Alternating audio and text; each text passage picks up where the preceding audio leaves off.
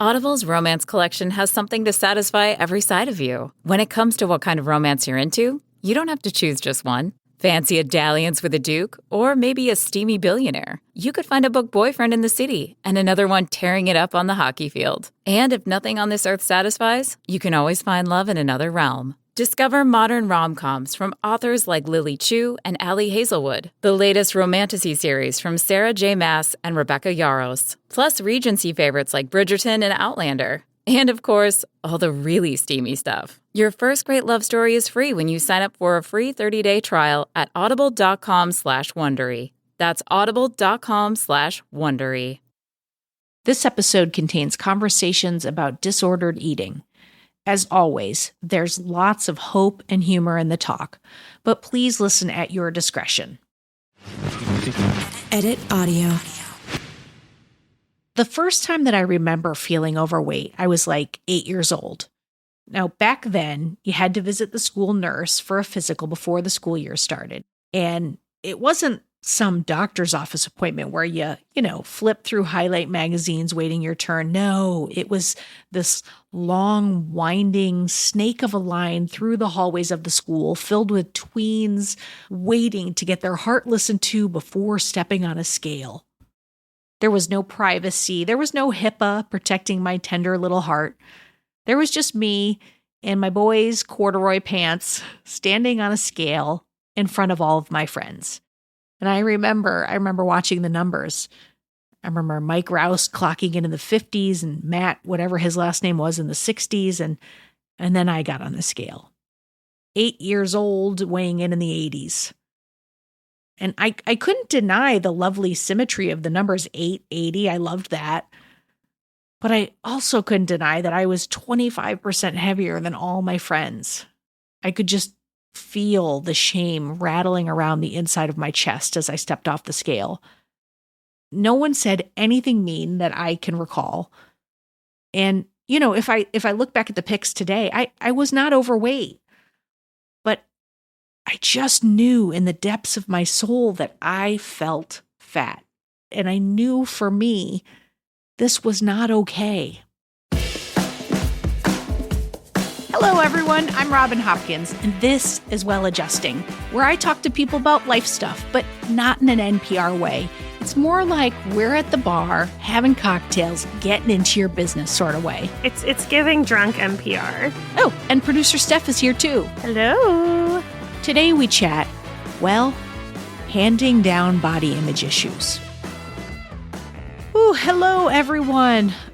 This is a topic that is just near and dear to my heart. And I have to be honest, not necessarily in a fun way, but it is something that has taken up a very big part of my life. We're talking about weight, gaining it, losing it, obsessing about it.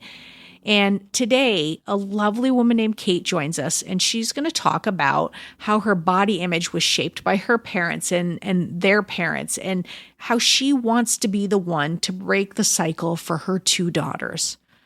So put down the Dextrim and let's hear what Kait has to say. How do I not screw up my daughters? Period. No. How do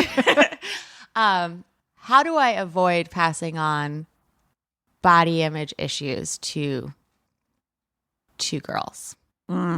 I think it's one of those things where you didn't realize quite how fucked up you were until you got older. And I think you think, no, everybody is this fucked up, right? Yeah. And to some degree, sure. But I think growing up, it wasn't until I was 8 or 9 that I realized I didn't like who I was, or I didn't like what I looked like. And then as I got older, there was just a lot of other people reminding me of that. Yeah. Right? Family members or? Yeah. So my grandfather would say something, oh, you better watch out or you're going to get fat like your aunt so-and-so. That's so nice to say to an 8-year-old. Right. And it was don't eat that, kid. You're going to get fat. And of course, his wife, historically had lots of issues with eating disorders and wonder why. And then as you get older, you kind of just start to internalize those things. Mm-hmm.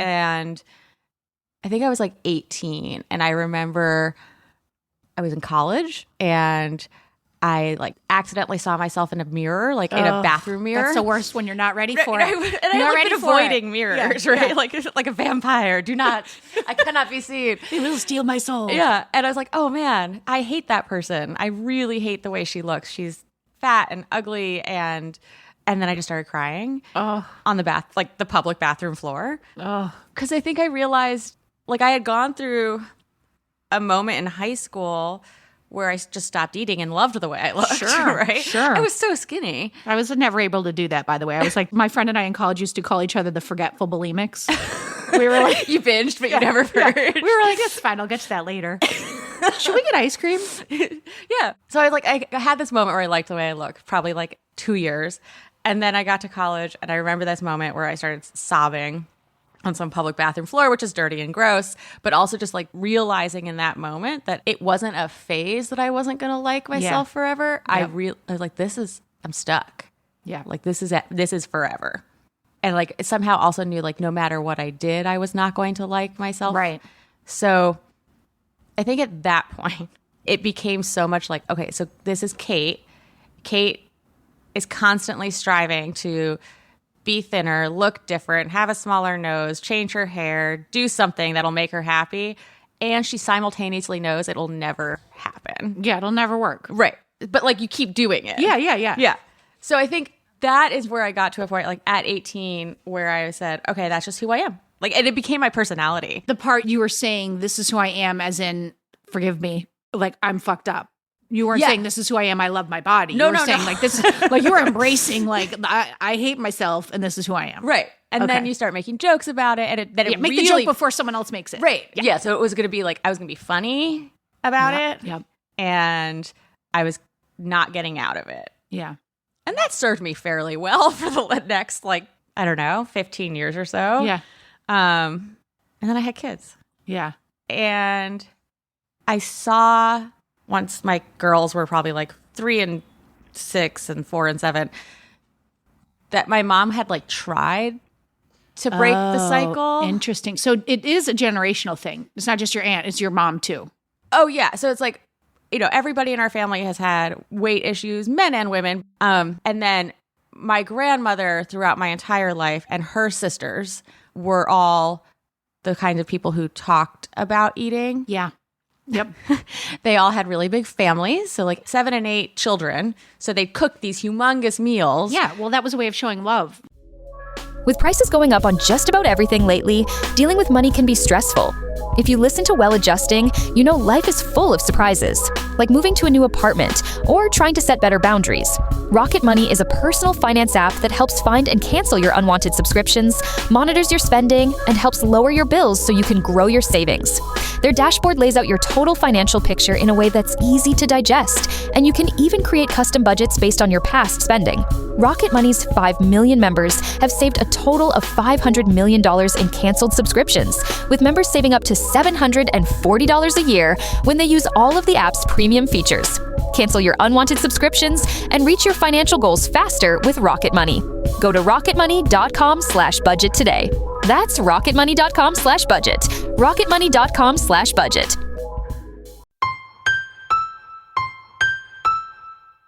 Are you scared or anxious about the state of bodily autonomy? Do you want to get involved in the fight? I'm Jenny Wetter, and I host the podcast Repros Fight Back. Each episode, I interview a guest about a specific topic across a wide range of issues, from abortion access to birth control to LGBTQ rights to abortion to gender-based violence to Project 2025. And did I mention abortion? We talk about what is happening around that topic and how you can get involved and fight back. If that sounds like your jam, make sure to check out Repros Fight Back on your favorite podcast platform.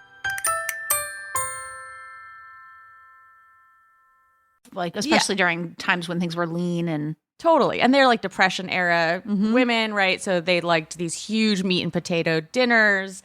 But I never saw them eat any of it.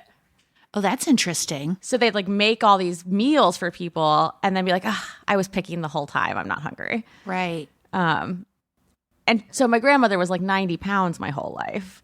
And I think that was hard for her kids to probably not see themselves in her. Like, Yeah. I think they weren't 90 pounds, right? Like my aunts and my mom are definitely not uber petite people. But I think when I started talking to my girls about like quote unquote healthier eating, I hate like saying that, right? Or, you know, why we choose to have a nutritious snack instead of a Twinkie. It was then that I kind of saw that like my mom had tried to talk about things differently, maybe. Right. And yet that like wasn't enough. I still turned out fucked up. Well, okay. Let's slow down for just a second, okay? Yeah. Like I do want to talk about your kids because I do think that there is a piece about like how we model and what we do, but I really think most of it lives over here in Kait. Okay. And so like I'm curious, like you became successful in a career path, you got married, like so you were able to find self-esteem enough to attract a person, be with a person, show up as yourself. Like, did you do any work and what happened in there before you had kids? Yeah, so I've been in therapy on and off since I was 16. Shout out.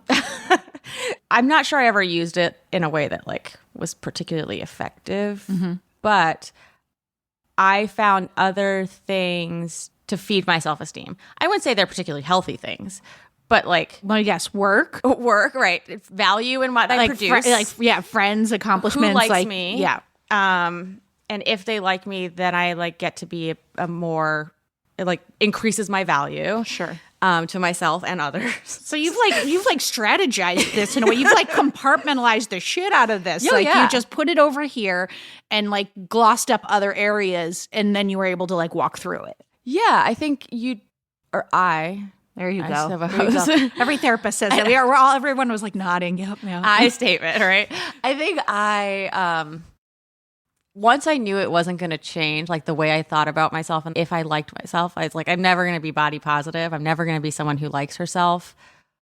But if I can gain like currency in other ways, then I've made up the difference somehow. Right. God, you made it into like a business exchange. I've never heard this. It's genius. Yeah, I mean, I feel like we need to take a moment to just talk about how smart we are, like around trauma, like what we're able to do to survive, what we're able to, you created and devised a very unique system to survive and to still have the trauma at the same time. It's like good and bad. Yeah, I think it actually would have been fine if I didn't have kids, right? Because it got me through life fine. Sure. And it still does. Yeah. It's not like I'm crippled by anxiety every time I walk out of the house, although sometimes that happens too. When you are then in charge of someone or two someones who are thinking those thoughts, if you are not dealing with the trauma that you put away, it's not. I feel like I'm lying all the time. It comes out your pores. It comes out your pores, right? But I'm like lying. Like I'm saying things that I very much don't believe about myself. Oh, God. Just so that I can like say the right thing. Well, this is what I'm curious about because it sounds like we have very similar, like very, very similar issues in this, except I didn't come up with that fancy system you did, which I am kudos. You're welcome. I know. Way to disguise that trauma. But like when my kids were born, I was like, I have to be perfect. Like, I had this whole thing of like, I cannot break them because I was broken. So I was like, we have to be better. We have to be superhuman. They have to eat wheatgrass. But there was like a realization at some point that is just like, they start growing up and they start getting older. And I didn't account for this. They're watching you and they're smart and they see. So if you're telling them to wash their face at night and you don't, they're picking up on it. Yeah. So I think a lot of people would come at this as just like talking about parenting plans and like our healthy eating. And I don't think it's that at all. I think it all lives over here. I mean, I tried the parenting plans and the healthy eating. And it doesn't work. Yeah. Like we talk about like nutritious snacks versus junk snacks. But even that is like qualifying food in a way that like becomes evil. And well, that's the stuff that's so much pressure as a parent. It's like, I want to just call it whatever the fuck I call it. But then I heard someone say, you should never say no. You should never say this. You should never talk about food. You should never talk about their bodies. And it's like, you cannot, you would just never say anything. You'd just be like, here's dinner. Which Like, is pretty much where I've gotten at this point, Yeah. which is why I'm just quiet about these issues. My eldest kid was at my mom's house the other day, and she pulled me aside when she came home, and she said, I have something I need to talk to you about. And I was like, oh, crap. She said, I saw a photo of you. I didn't like the way you looked. Was it when you were like restricting? No, it was when I was about her age and I was round and in a tap dancing. I mean, it's a fucking hilarious photo. It's like red, white, and blue leotard, jazzy, like white gloves. And I was just like a weird looking kid. I mean, I had buck teeth. Yeah. I was overweight. I had frizzy hair. I wasn't like the most attractive. You at your best. Right. But of course, my mom, every mom's like, I love you anyway, and has this picture framed. So, so then she started sobbing. She said that she felt bad, like she was hurting my feelings by not liking the way I looked. Holy shit, this is so I layered. was like, you didn't even have to tell me about it. I wouldn't have known. Things would have been great if you kept this to yourself, kid. But also, like, how messed up is it just like even thinking that I don't like the way someone looks because they're larger bodied? Like, she knows it's wrong, right? Yeah. She knows it's wrong to judge someone by the size of their body or the way that they look. But she couldn't help herself from doing it. It was like obviously just a feeling that she had. Well, and it could have been so much more layered. You know what I mean? Sure. It could have been about like, that's maybe what I'm going to look like. That's Well, like, so then there's- that's what happened. I was Yeah. like trying to get to the bottom of it. And she said, that's how I look. And I was like, no, actually, you don't look like that at all. And it's okay not to like the way I looked there. And I was like, I just started spewing all those like aphorisms that you think you're supposed to say.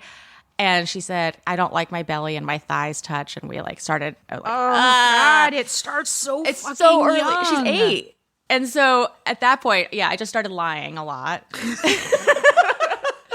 And I was like, I love how strong my body is. And I love that it can help me do things. And what does your body help you do? Appreciate your body. It got you here and where you are. Totally. And I mean, I'm sure she's like, mom's full of shit, Not yet. Maybe soon. Maybe. I don't know. She can see that I get dressed like 7 times in the morning before I walk out the door. So something's there. Yeah. Well, your honesty is so amazing and it's so helpful because like you and I are not the only people who feel this way. And I thought for many, many years that the answer was to do those platitudes, say those things, say the right things. If I never talk about their weight, if I never whatever. But the reality is like, I can't, like when they start to do something, it's my fear. Yeah. Okay. It's my fear of like, so my daughter is just turned 14 yesterday. Oh, my son congrats. is about to be 12. And neither of them are like stickly skinny, but they're not like wildly overweight. But I'm watching their sugar intake. I'm like, and with everything that they do, I'm like, are they going to become addicts? Are they going to become this? Are they going to become? So the pressure. So because it's a train track, right? It's yeah, like if it only goes in one direction. It only goes one direction. You can't get off. Yeah. My family is riddled with alcoholism. It's Right. only going in one direction. Do I think that they can't hear me sigh? Like they can hear and see all of that. They can feel my fear. And what I'm trying to do, and it's in all caps, is 2 things. And I want to hear your thoughts about it, is 1, give up the idea of who they become. And it is, I think, probably the most difficult thing in the whole wide world because I want to write the pasts that have happened to me. Totally. Right. Can't happen. Yeah. I can only parent. Right. So I'm trying to do that and be like, well, if they do end up in a program, I will support them. I will love them. I will help them. Like that is all I can do. And then just trying to be really open about my story. So my kids all Do they know everything? Yeah. I Wow. mean, we've talked about my parents and drinking. We've since they were fairly young. And I do think that I started off talking about that maybe because I was like, maybe I could scare them with these stories. They're both dead, guys. Dead. It's really good parenting. But I think that it morphed into just, an education of like, this is your history and you should be aware of it. And I want you to make the choices that you can make. And we started in one direction. We took away all the rules around food. And by the way, that lasted for like 6 months. It was insanity on stilts because we had started off with this, like you can have 3 snacks a week. And then it felt like there was all this bartering going on and it was getting negotiating all the time. And they're like, wow, this is a birthday. That doesn't count toward the 3 snacks. And it just got so crazy that we took the guardrails off. Okay. And then we realized, okay, they're too young. We took off let's put some guardrails back on. So then we signed them up for a nutrition course. And I was like, we're going to give you the information and we're going to talk about what a healthy meal looks like. And then we're going to say, you make your choices. And that's where we are now. And it's it's in and out. Okay. It's in and out. And so I'll try to be like, no, you guys, all right, look, I know I said that you can make your own choices, but you cannot have Twizzlers. It's 9. Yeah. We just, after lunch, you can make that choice. But right now, let's just wait till after lunch for the candy. Right. Because, I like that idea. And I know personally how addicting sugar is. Oh my God, it's and how so addictive. unformed these kids' brains are yet, right? So, it's almost like saying, here's some information. You can make your own decisions, but you're also under it's like the white horse of sugar. I was going to say, but also here's a pound of cocaine. Right, exactly. Good luck with that. Yeah. And it's so fun. And it tastes fucking fantastic. Right. It's rainbows and unicorns. And every birthday party, there's a snack or an option or an opportunity for a treat every 5 seconds. Always. So, or you did good today, which is the worst. Oh yeah, that's fun. That's a hard Let's go one have a treat. Yeah, yeah. Because I do it to myself too. Yeah, right? Yeah. Well, Steph and I have been talking a lot about how to celebrate in a healthy way, and I only have 2 ways. Well, yeah. What are they? Well, one is the bubble bath, which I've talked about ad nauseum, and my other one is a walk, a nature walk. That's all I've got right now. But so let's come back to you. I just think that there's 2 things here. There's the kid stuff, but then there's the you stuff, and I think I'm going to challenge the idea that Kait, who compartmentalized and put it off here and said, I think there's a little more work to be done there. And I don't think you're going to be able to go a whole life with it in the closet. I'm just going to say it. I'm ripping the Band-Aid off right now. What's so interesting is that I think if we were talking about literally anything else, because we've had so many of these conversations, never about this topic, but the idea of pushing down any amount of self-hatred and just sort of storing it over here and focusing over here, the advice is never oh yeah, you can do that. Keep doing that. Yeah, it's but for some reason, I think because we're all close to this, it feels okay, well, there's no hope, or so there's a darker. Well, it was a success. It worked for her for a minute. It worked, yeah. But then sometimes your solves stop working. Well, and what's interesting, I think, with kids, I do not have kids. I have never parented anything other than myself. Some plants. And you're doing a great job. Well. You're doing so good, Steph. You're doing so good. Thank you.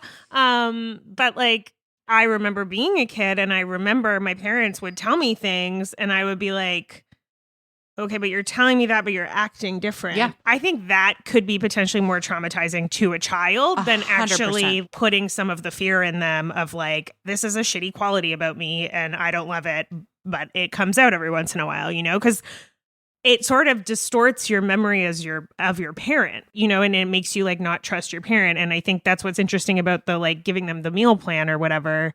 You're look, I'm not sure I'm the best person to give you this advice, and because I maybe have problems over here, but here's some things that you can learn, and then their trust and love and respect for you is still maintained in a weird way. Yeah. I think I'm finally getting to the point where I do realize I can't not talk about it anymore.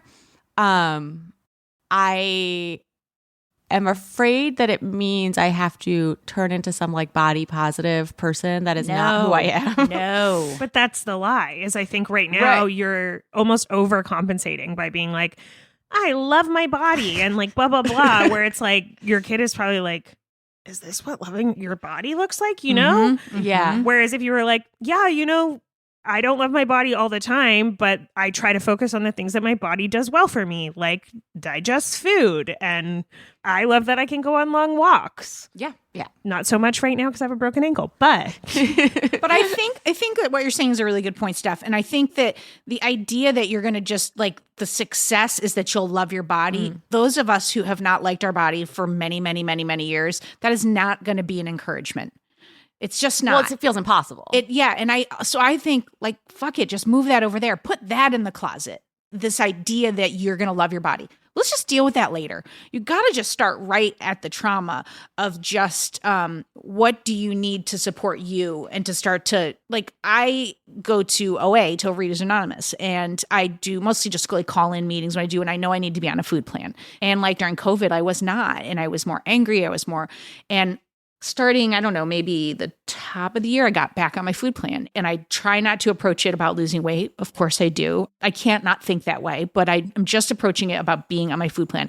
But here's the reason I'm saying this. We went on vacation last week, and it was the very, very first time in my life that I remained on a food plan during a vacation, ever. Like, I just have never been able to do it. And it was like, I'm not even going to try to lie. I was white knuckling some moments. Like, there were some moments where I was like, I don't need that bread. It was like, I was like, this is not good for me. It was like, but I was like, I had planned for it all. I had gone into it knowing I was going to be an all-inclusive, and that I love rum punch, and I was going to like have my thing. And I brought in exercise and activity. But my whole point of sharing all this is that my son, he would be like, well, why can't you have this cake? Like, they had birthday cake last night and I didn't have any. And I said, I just can't. I said, when I have that cake, I will then want 47 more cakes. That's the way it works for me. And I'm really honest about it. And so I just try to talk to him about him in particular, because I think he's like me. So I try to talk about like, all right, well, I'm looking at my meal holistically. Half my plate's a salad, so I'm going to look for a protein, and then I'm going to have a carb. And on the vacation, he was like, well, what's that? And I was like, well, I'm eating an egg white omelet. And he said, that's interesting. He said, what's in it? And I said, it's peppers, onions, whatever, And he's like, I'm going to go try one. And he came back and he was like, this isn't bad. He said, I think I prefer the regular eggs. And I said, okay. And he said, but that's a better choice, right? And I said, that is a better choice than 5 muffins, for sure. Yeah. I said, but you could do this. You're on vacation, and then you could have a muffin. So we're having conversations about how to be holistic about his plate or his meal or his day or his week. And I don't know if that's the right thing to do. I don't know if I ever will, but I know that for all of COVID, I don't know, I put on 20 pounds. They saw how I ate. They saw how I was. They saw my behavior. So like, the only thing I know to do is I just got to fucking be honest. Okay. I want to be honest. If you were honest, what's the thing you would say to them? I've said a version of this before, but I would say there's something in my brain that makes me not like the way I look. That's always telling me that I look different than how other people see me. And it's like a broken part of my brain. I can't fix it. Well, I shouldn't say that, but that's what I do say. Yeah. What if you just showed them the definition of body dysmorphia and started to talk about it in clinical terms? And then what if you were willing to say, and here's what I'm going to do about it? That's the piece that's missing. Yeah. Is if you give them this without any hope, then you're just telling them I'm broken. Yeah. Yeah. But if they see you working on it, like, what do you want to give them? I'm making assumptions, but I have to assume that you don't love that you feel this way. That's a great assumption. I don't. Right. Yeah. Okay. A+. So wouldn't it be amazing if they saw you working on that? To whatever end it becomes. Yes. And I am only in the last few months, I think, realizing that I have to actually work on it. Yeah. That I actually have to address these things. And for so long, it's been so part of my personality that I almost feel like I'm not going to be who I am. Who are you without it? Yeah. Maybe you'd just be funny, like hysterical, but not making fun of yourself. Maybe I'd have to learn some new jokes. I bet you could find them. Funny people find content. And so I want that. And I especially want that because I'm also pushing myself, my daughters, my husband, everybody around me who has things they want to change. I'm pushing them to change those things and saying, I can't change myself, but you guys, you should really do it. You got this. Here's a therapist number. Here's exactly right. I'm in therapy. I'm not going to talk about it, but you should. So I realize how hypocritical that is. certainly helps that I have like two very smart kids who are constantly calling me out on things. Isn't that fun? So fun. I'm like, I told one of them the other day, I was like, don't you talk back to me. And she goes, if I don't talk back, how are you going to hear what I have to say? And I was like, well, fuck. Okay, then. So it's like, I know that they're smart. I know that they can handle it. I wonder if I can handle it. Well, you're only going to know what's inside if you start talking about it with them. Yeah. But if you're trying to give them a sanitized version of reality, and I'm saying this, you give it to them in age appropriate, language, you're not like, giving them heroin addiction stories in an alley. But like, I do think, the way I started talking about my mom, I've aged it up over the years. We started talking and I just said she drank a lot and she wasn't healthy. And because of that, she didn't take care of her body and she didn't make it. And then we started talking in more detail and then they had questions and I answer everything. I let them lead and I answer it. And I know it's not my journey. And it's horrifically hard to let them go on their own journey. Yeah, when you said that earlier, I was like, oh God, what do you mean awful. Give up who they're going to be? I have a note on that because you said something like, I have to let go of who they're going to become, which is so hard. Then I 2 seconds later say, but I want them to be. Yeah. You said, because I'm trying to write my past. Yeah. Yep. But that is something that I'm hearing a lot in this. Like, that's your past. Exactly. Like, exactly. It's not their past. I'm projecting the crap out of my past on them. Yeah, and your present is more like how you show up every day is more important than whatever you went through before, I think. No, you're absolutely right.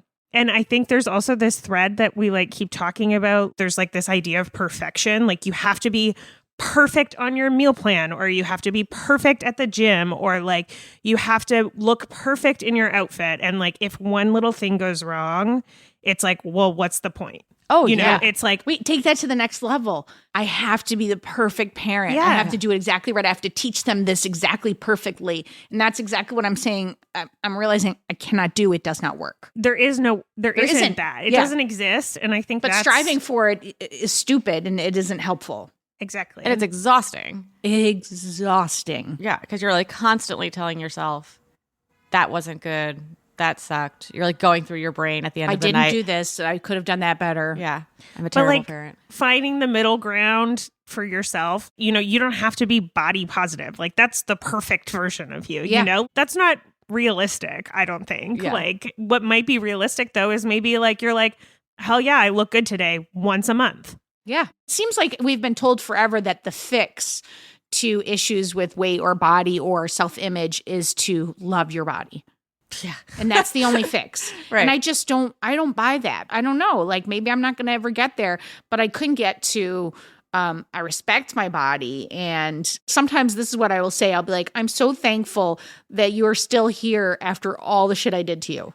Like, cause it's like, I mean, I've gained and lost 60 pounds multiple times. Like, it's like, that is so mean and so hard to my body. So confusing for your body. That's hard. Yeah. And so I can thank my body for putting up with me, with my crazy brain. Yeah. So there's things that can be done that aren't that. But I do think it's a 2-tier path. It's got to be work over here and then rigorous honesty with your kids. I do want to also say that I think there's an amount that you can restructure your brain in positive talk. Yes, there's like a difference between like looking in the mirror and being like, I'm beautiful, I love my body, versus like every day being like, okay, what's something nice I can say about myself, and trying to like integrate that into your life. Objectively, if you walk out of the house every morning and you've already said to yourself 400 times before you walk out the door, like, I'm ugly and I hate myself and whatever, like all of the mean things that we're saying to ourselves, of course, taking time to say one nice thing about yourself will change your day. Like it will make your day a little bit better. It doesn't have to be the perfect day, but it can be like a slightly nicer day. So I've been trying that. I have an app for that. Oh, nice. Well, I'm trying to build certain habits, right? Like I want to write for 10 minutes a day. I want to do all these things. One of the things that I'm supposed to do every day is say one nice thing about yourself. I wish everyone could see how anxious she is right now. Like hands are. I have not been able to check that box All right. Well, you know that we're going to make Yes. you say one nice thing about yourself right now so you can check the box today. We're going to close our eyes and look the other way, Steph. You're in the room alone. One nice thing about yourself. Steph's trying to get her out of it. One nice thing about myself. You could do it. Jesus. I can. What I can do is I know I can say one nice thing about myself in like, I was really kind to my daughter this morning, or I, made my bed. But that's not the shit I have problems with. Right. Right. So But does that extend to I'm a kind person and I'm dedicated to my home? I guess it could extend that way. I would never go as far as to say that about myself, though. Isn't that fucked up? I feel like I don't want to put you two on the spot right now, but I do want you to, at some point before this episode airs, record one nice thing about yourself, and we'll put it at the end of the episode. Okay. In the area that you're uncomfortable with. Something that makes you uncomfortable to say out loud. Okay. I also think not liking oneself actually holds me back from other successes. From so many things. Yeah, like not just like the feel good stuff of like having good relationships with my like partner or my family, but also I am certain I would have had a more successful career. I would have been farther along on my career path if I like actually liked me, because when you walk into every conversation and every Disparaging yourself. yeah, that's actually not attractive to other people. Well, it's also just like people who take up more space, people who say, you should believe in me. People go, oh, I should believe in them. They look, all right, okay. And they don't even know they're doing it, but they're just like, all right, I'll listen. Yeah. There's that. But what if we even took that point and made it simpler? If every morning you weren't trying on 7 outfits and, berating yourself, there's no way you're present to your kids or to your partner during that time. Because you are too busy looking in the mirror telling yourself you look horrible. Yeah. I could be doing something fun for myself. Right. You could be why. being connected with your kids. You could be, talking to your husband about what you're going to do later. You could be like, there's a million things you could be doing. Yeah. You could be taking a bath with lights. Yeah. One I of could my be two writing things. by 10 minutes a day. I could Yeah. That's one of the things that I know is that when I am in the food, I am not present. Because I could be talking to you and thinking like, after this, I think I'm going to sneak out. I'm going to try to go to the deli. And then and that whole conversation is happening while you're talking. And I can make it look like I'm listening. I'm not listening. I'm listening, but I'm not really with you. Right. What's at stake? I mean, and I know you know how serious this is, so I don't mean this to come out this way, but like what's at stake is everything for you. Yeah. What's at stake is your connection to your kids, is your connection to yourself, is your connection to being present in this world. Aren't you worth that? Like working on this and having these honest conversations with your kids? You are. You're a powerful and fantastic lady. There's huge stakes right here. I think maybe that's the takeaway is like instead of looking at it as just like food and eating and bringing things to your children in the right way, it's like holistic. Okay, well, what am I doing? How am I showing up for myself and for my family and for the relationships that are important and like loving myself? And if you can't give that to yourself in words of affirmation, maybe you're doing it in other ways that are holistically approaching your life, your self-love. Yeah.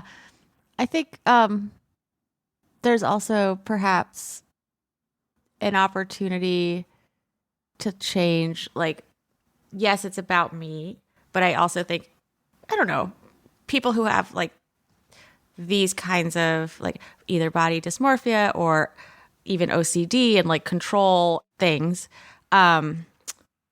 sometimes having an external reason is more motivating.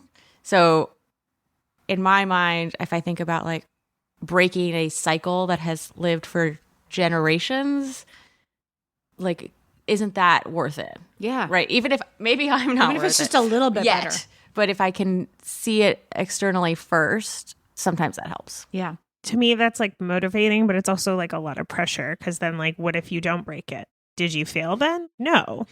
Because you made it Obviously. better. You made it better. Right. So like making the fair. generational Generational trauma better. a little less. Yeah. One's like if my Chipping kids are away. a little bit better than I was, then I won. Yes. Yeah. I do have to say, I think the funniest thing about this entire episode is that Steph brought muffins and that they've been sitting on the table the entire time we take record. them with And I me. think that's hilarious. Well, I will also say I have been looking at them the entire time they've been there.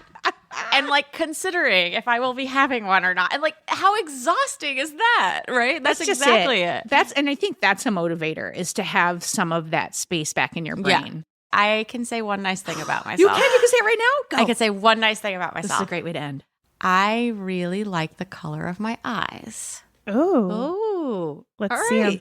They're like greenish blue. Oh, yeah, they're beautiful. Thank you. Gorge. Also, love your glasses. Thank you. Yeah, I guess the eyes can't see very well, but man, they're pretty.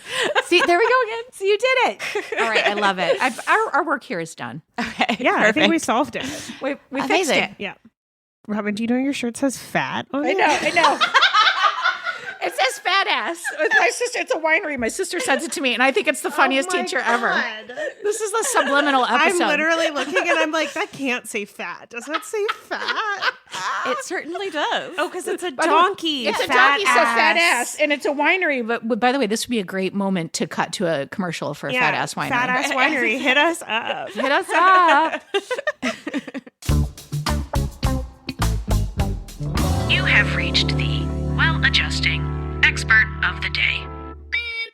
Hey friends, my name is Rosie Acosta. I'm a mindfulness and meditation teacher at Headspace and author of the book You Are Radically Loved, A Healing Journey to Self-Love. I also have a podcast called The Radically Love Podcast. So many things. I feel like a lot of the times we have this misconception that with this self-love movement that we have to all of a sudden just love exactly what we are as we are.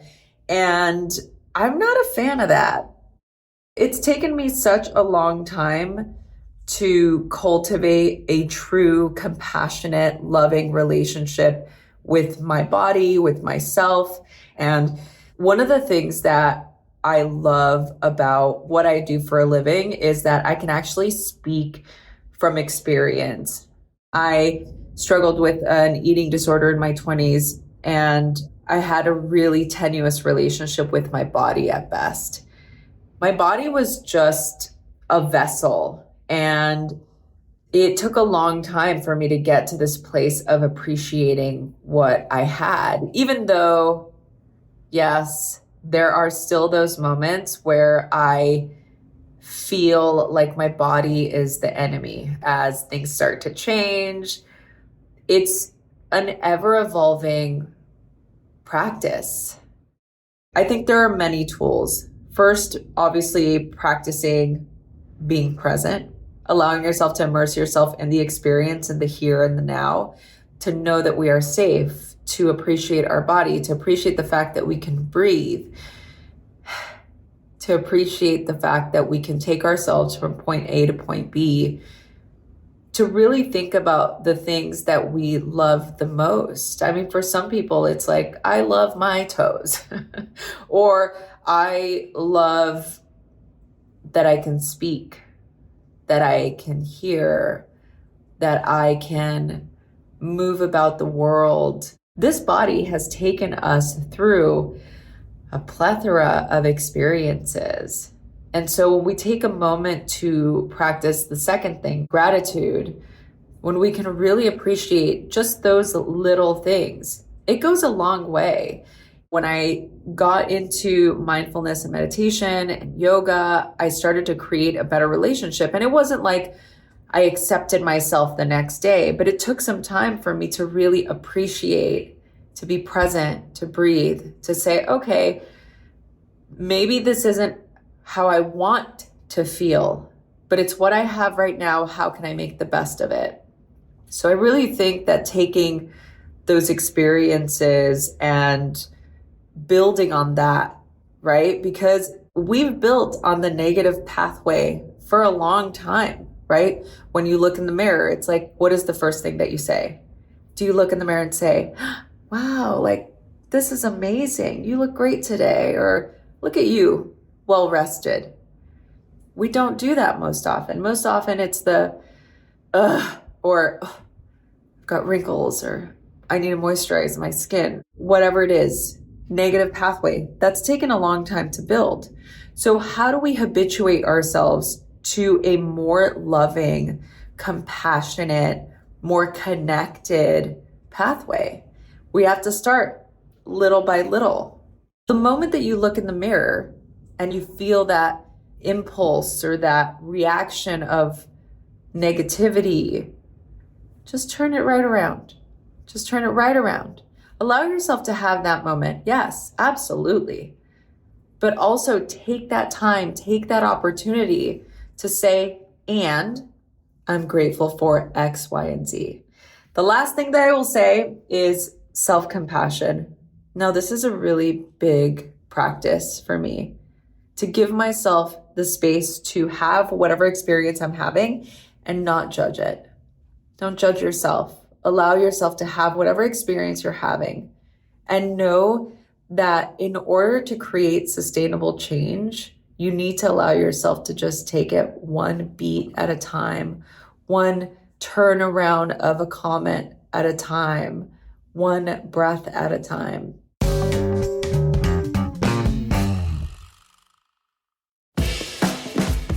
All right, everybody, that is it for today. Just a humongous thanks to Kait for being so brave and open and talking about this really, really important topic.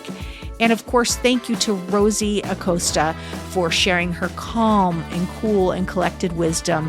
And I am telling you, go check out Rosie's podcast, Radical Love, or her book, You Are Radically Loved. You will not regret it. For more Robin, and you may need that, you probably don't need it, but if you do, you can follow me at Real Rob Hops on all the platforms, all the socials, as the kids today say. Well Adjusting is an Edit Audio original, exec produced by Steph Colburn and Robin Hopkins. Thank you to Maria Passingham, Kathleen Speckert, and the whole Edit Audio team. Oh, hey, before you take out those AirPods, this show is just for entertainment.